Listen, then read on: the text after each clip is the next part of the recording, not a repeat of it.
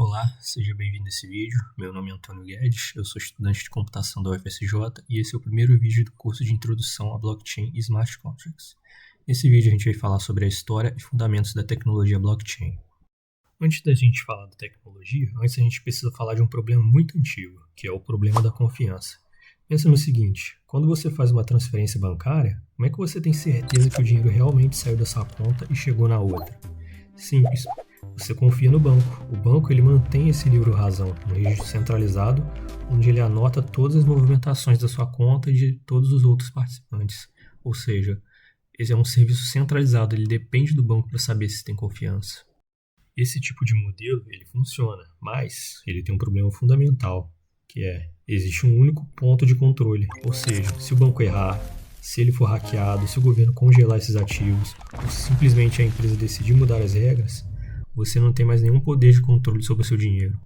Um dos casos de exemplo que ocorreu esse ano de 2026 foi a falência do Buell Bank, onde muitas pessoas tinham o seu dinheiro retido lá nesse banco.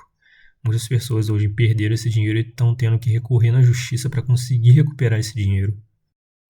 Com isso, a gente levanta a seguinte questão: como realizar transações entre partes que não confiam umas nas outras sem depender de um intermediário central, como por exemplo o banco?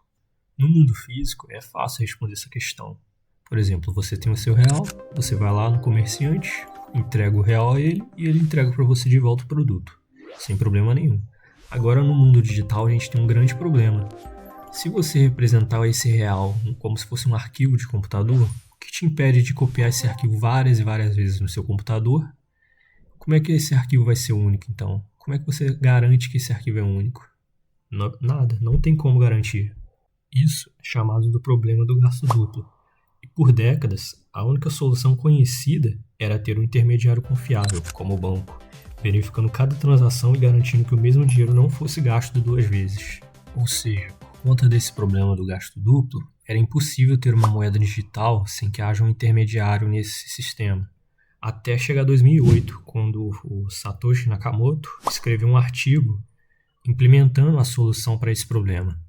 A partir então desse artigo, a gente teve a primeira criação da criptomoeda, que foi o Bitcoin, o famoso Bitcoin, que todos ouvem falar. Muitas pessoas eles confundem blockchain como se fosse apenas o Bitcoin, mas não. O Bitcoin só foi o surgimento de tudo. A primeira criptomoeda resolveu o problema do gasto duplo, por isso ela ficou tão famosa. Bom, para entender melhor a blockchain, a gente precisa voltar um pouco lá para os anos 80. Nessa época, um grupo de matemáticos, criptógrafos e hackers, no sentido original e positivo da palavra, começou a se preocupar com privacidade na era digital. Eles se chamavam cypherpunks, e o manifesto deles era simples: privacidade é um direito fundamental e a criptografia é a ferramenta para garantir esse direito. Bom, aqui a gente tem uma linha do tempo do surgimento dos cypherpunks até os seus desenvolvimentos.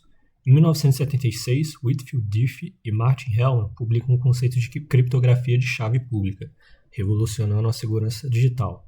Em 1991, Phil Zimmermann lança o PGP, Pretty Good Privacy, levando criptografia forte para o público geral. Em 1992, Eric Hughes e Timothy May e John Gilmore fundam a Cypherpunk Mailing List. Em 1993, Eric Hughes publica o Cypherpunks Manifesto, Cypherpunks Write Code. Em 1997, Adam Beck inventa o Hashcash, sistema anti-spam baseado em prova de trabalho, Proof of Work, conceito que seria central na blockchain. Em 1998, Wei Dai propõe B-Money, uma ideia de dinheiro eletrônico descentralizado. E em 2005, Nick Szabo propõe o BitGold, considerado o precursor mais direto do Bitcoin. Note que nenhum desses projetos chegou a uma implementação completa e funcional. Essa implementação só chegou em 2008 com o Satoshi Nakamoto publicando aquele artigo e a criação do Bitcoin. Bom, mas então, o que é o Bitcoin? O que foi esse artigo? Para saber disso, a gente precisa voltar lá em 31 de outubro de 2008, em meio à maior crise financeira global desde 1929. Um personagem com o pseudônimo de Satoshi Nakamoto publicou um documento de 9 páginas na Cryptographic Mailing List. O título era Bitcoin, a Peer-to-Peer Electronic Cash System, ou seja, Bitcoin, um sistema eletrônico de dinheiro peer-to-peer. Esse documento, que hoje chamamos de White Paper do Bitcoin, propunha uma solução elegante para o problema do gasto duplo, sem precisar de nenhum intermediário. e a tecnologia central que tornava isso possível era a blockchain. Em 3 de janeiro de 2009, Satoshi minerou o primeiro bloco do Bitcoin, o bloco Gênese. Curiosamente, ele inseriu nesse bloco a manchete do jornal The Times daquele dia: "Chanceler à beira do segundo resgate aos bancos", uma mensagem filosófica sobre a motivação do projeto. Até hoje, a gente não sabe quem é Satoshi Nakamoto. Ele pode ser uma pessoa, pode ser um grupo, ninguém ainda sabe a identidade dele. Em 2010, Satoshi simplesmente parou de participar do projeto e desapareceu. O Bitcoin, até hoje, ele continua crescendo de forma descentralizada, sem dono. Aqui, então, a gente tem a linha do tempo da evolução do Bitcoin ao ecossistema do blockchain até hoje. Então, em 2010, foi a primeira transação comercial utilizando essas criptomoedas, que foi 10 mil bitcoins por 2 pliças, que hoje valeria centenas de milhões de dólares. Em 2013, Vitalik Buterin, com 19 anos, publica o white paper do Ethereum. Em 2015, saiu o lançamento do Ethereum, introduzindo os contratos inteligentes, que são os smart contracts. O Ethereum, que hoje é uma das redes blockchain mais utilizadas no mundo. Em 2017, foi a explosão das ICOs, Initial Coin Offerings, e popularização do conceito de token, que é algo que a gente vai ver bastante aqui. Em 2020, a ascensão do DeFi, finanças descentralizadas, e dos NFTs, tokens não fungíveis, que a gente pode representar diversos ativos do mundo físico como tokens digitais. Em 2021, hoje a gente tem o Web3, o metaverso, moedas digitais de Banco Central. A gente hoje tem blockchain, logística, saúde, governança, e essa área vai simplesmente crescer bastante daqui a um tempo. Bom, agora que falamos da história da blockchain, agora a gente vai falar sobre os fundamentos. O que é blockchain? Como ela funciona? Antes disso, a gente precisa definir o que é ledger. Então, imagina um caderno de anotações antigo, onde, por exemplo, o dono de mercearia, ele anotava as transações, quem comprou enfiado, quem já pagou a conta. Ou seja, isso é um livro-razão, isso é um ledger, um registro do histórico de transações.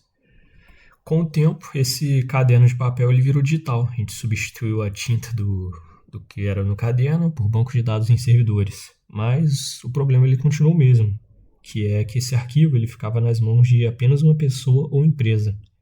Ou seja, se o servidor caísse ou se alguém alterasse os números, você teria que simplesmente confiar neles, que é o problema da confiança que a gente conversou no começo lá. É aí então que entra a revolução do ledger distribuído, ou seja, a blockchain. A blockchain ela é um ledger distribuído. Em vez de guardar esse livro-razão em uma gaveta trancada, com só uma pessoa tendo acesso a ele, modificando, cópias idênticas dele são distribuídas simultaneamente para diversos computadores nessa rede. Ou seja, isso garante que uma pessoa só não vai alterar esses dados, faz com que esses dados sejam seguros, porque eles são distribuídos por todos esses computadores. E esse ledger ele é imutável, ou seja, não é possível modificá-lo. Quando uma transação é feita nessa rede, ninguém pode apagar, ninguém pode fraudar esse histórico. Ou seja, é uma tecnologia que permite segurança entre todas as transações. Bom, isso é tudo para o nosso primeiro vídeo aqui do curso introdutório de Blockchain e Smart Contracts. A gente falou um pouquinho da história da blockchain, de o que ela é e como ela funciona. Nos próximos vídeos a gente vai falar um pouquinho de tipos de rede blockchain. A gente pode ter as redes descentralizadas, a gente tem as redes distribuídas. Então, continua acompanhando aí que a gente vai falar um pouquinho mais disso depois. Bom, de referência, para caso vocês queiram saber mais um pouquinho da história melhor, eu deixo a referência desse documentário aí no YouTube para vocês assistirem, que é o Banking on Bitcoin. Está disponível no YouTube e o link vai estar aí para vocês assistirem. Bom, espero que vocês tenham gostado aí dessa videoaula aí. E é isso aí. Nos vemos aí no próximo vídeo.